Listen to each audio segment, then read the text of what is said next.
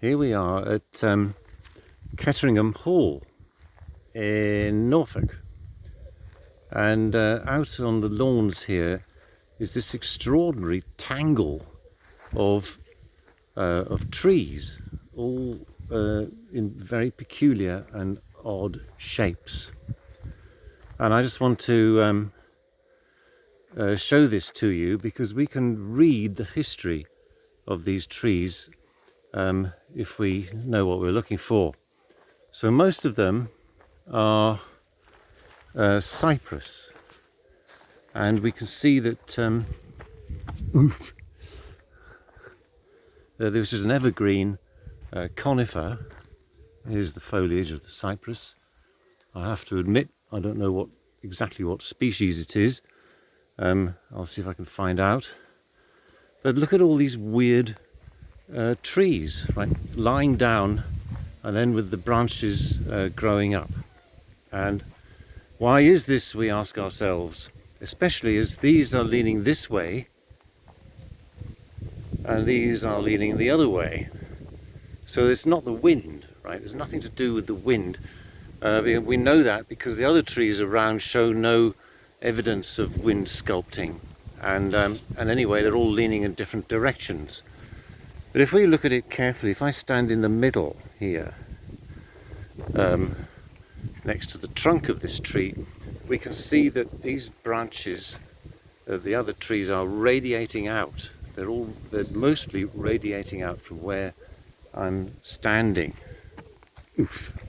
And so what's happened here is that the branches have actually grown out from the center, and we can see some stumps there.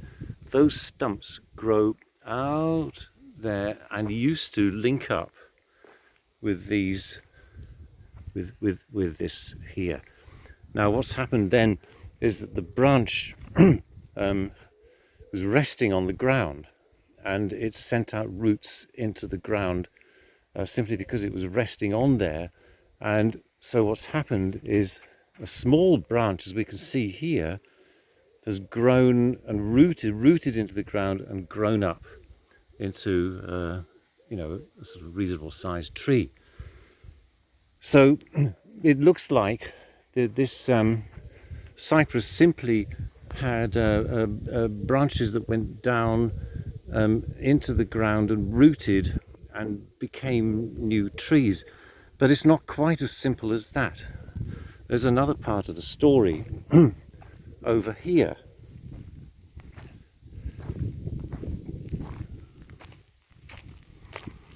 If we look over here, we find the remains of another cypress which has fallen out, and we can see the root flare and the roots sticking out of the ground here. So this was a reasonable sized tree, mature tree, standing upright at some point. As we can see, it fell over, it fell down. Most of the trunk has been removed. The remaining part's been sculpted into a seat, you can see, which is quite nice. Now, of course, when it fell, the rest of the tree fell on to these other trees. So what happened was that the big cypress fell over, crushed this other cypress, resulting in all the branches being squashed down into the ground, right? We can see there's evidence for this not only in the cypress, but also in this tree here, which is basically lying down. We can see that there's the trunk. It fell down here. It squashed this tree. Now that tree then grew up backwards and up again in a most bizarre shape. This is actually an ash tree, which just was obviously just happened to be standing around in the wrong place. And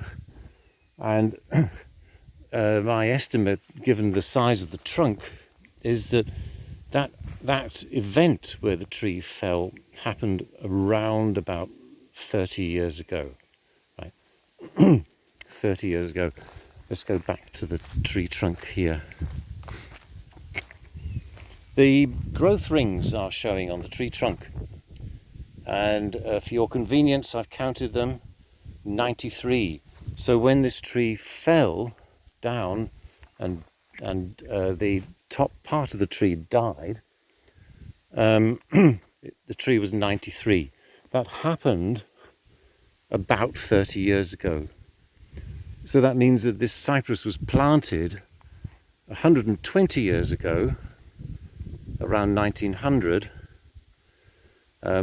fell down when it was 93 in about 1993, and these other trees and branches have grown back up since that time. So we can follow, if we study the shape of the trees and how they grow, and we understand how they grow, we can see that there's a whole storyline here of death and regeneration.